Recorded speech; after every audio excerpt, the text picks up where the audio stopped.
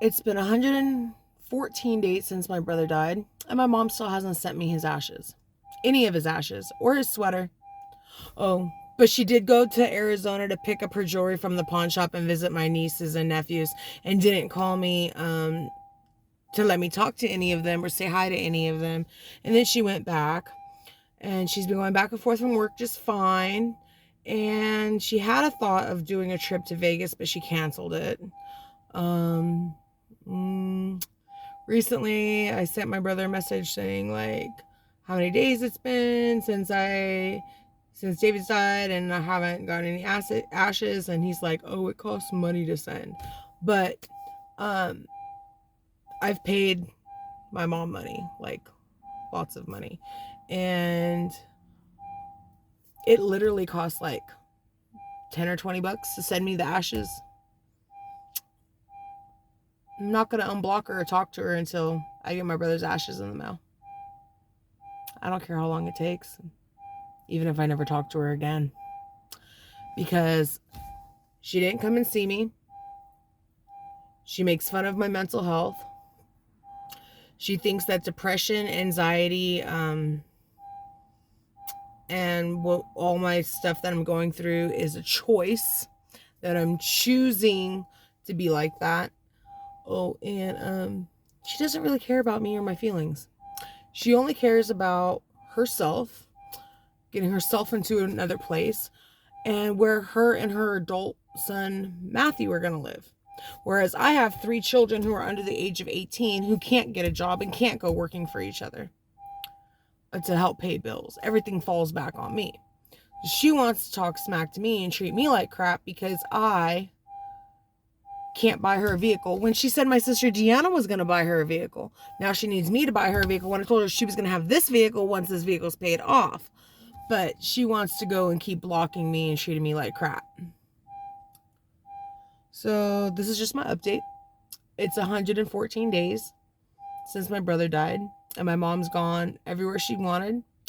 And while she might be having residential issues and need to find a new place, she's also made the decision not to come to Texas twice, where it's affordable and safe, and her house isn't going to get sprayed by bullets. But because of her pride and her unwillingness to do what's right and change, and continuing to lie to me about visiting and this and that, and all the time she's saying, "Oh, I'm ordering the urn and this and that." I say, I don't need an urn. Like, just put it in a Ziploc bag. I don't even care. I will order my own urn. Nobody visited me. Nobody cared that I went through losing my brother all by myself. I got to talk to Matthew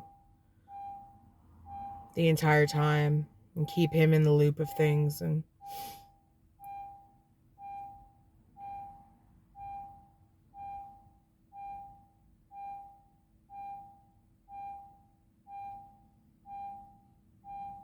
it sounds like I'm being petty, but I'm not.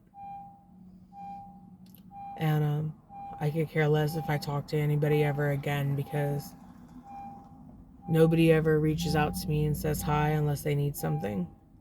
And I'm tired of being used by everybody and ignored and being put on a back burner. And I've been on the back burner for my mom since I was 7.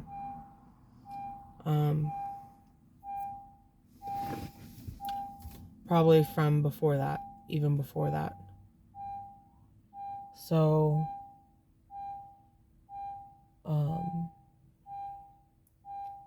I highly doubt I'm going to receive any ashes. I've already come to that conclusion. I don't want her to show up to my house at all. If she does, I'll just leave her sitting here and ignore her the entire time until she leaves. Because I'm not going to talk to her. Even if she brings me my ashes, I'm not going to talk to her. She has no right making me last and treating me as though I'm an option and not a priority.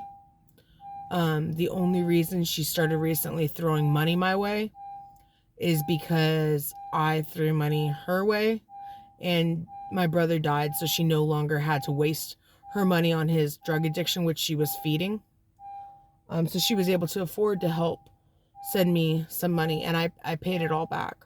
You see, I sent my mom $1,800 to help for the cremation of my brother, and he's still not paid for. What do you know? You know, who would have thought? And she tried to get him paid for free, and that didn't happen. And there's some other paperwork that needs to be done.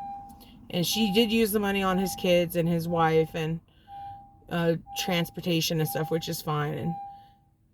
And then she sent me in increments like a total of $1,070, and I paid it back to her because I told her that the $1,800 that I sent to help was from my heart to my brother's heart, who passed away, and that I didn't want to be paid back anything, that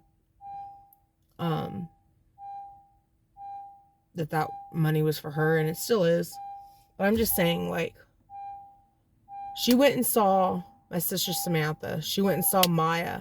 She went and saw, like, she got to hug and grieve with Deanna, but she didn't care to come see me or my girls.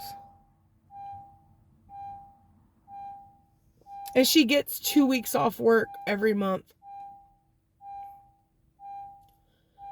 And she treats me like I'm an option. And I'm not going to talk to her. And she needs to send me my brother's ashes, regardless of if I choose to speak to her or not. And if she don't, she don't. I know where he's at. I know he's in heaven, and I know he's okay and he's safe. It's just, you know, she said, she's like, oh, the ashes that are in here, and the big thing, she's like, oh, I can't access that. Well, I can, but I'd have to unscrew the screws. But I have all these ashes in this pill bottle. And out of this pill bottle, his daughter Leilani's going to get half of those ashes. And then what's left from there, I'm going to make necklaces. And what's left from that, you can have half of that, or something like that.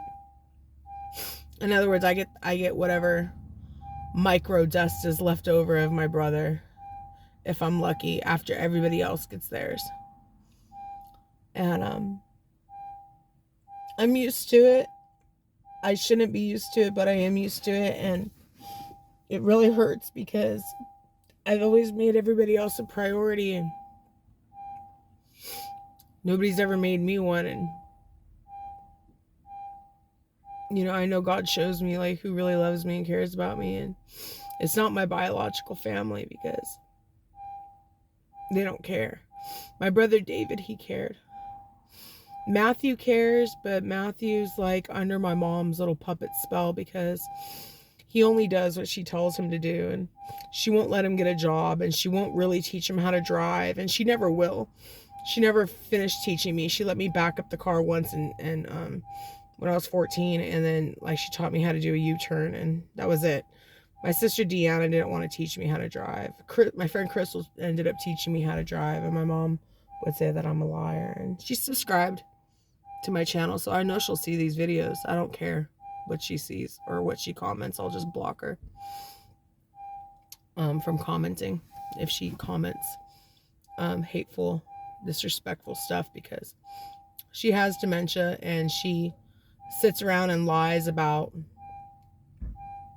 her life and her situation and how she's the victim. And even in this video, she's like, you're just saying all this to make me look bad. All she's ever cared about is her reputation in men. Her reputation in men, and how she looks when she goes out, you know.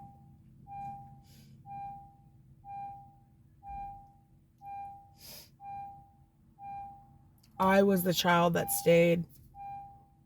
I was the child that helped out. I was the child that welcomed her and wanted to be with her. And she rejected me time and time and time again. And she always will. Because we push away the people that truly love us, and we chase after the people that don't. And it's a sickness. And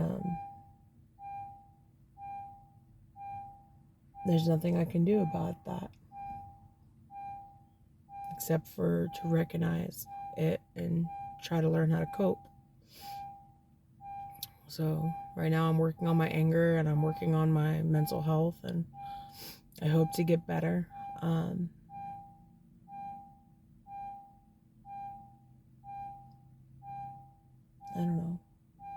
But this is me pretty much putting my mom on blast on YouTube because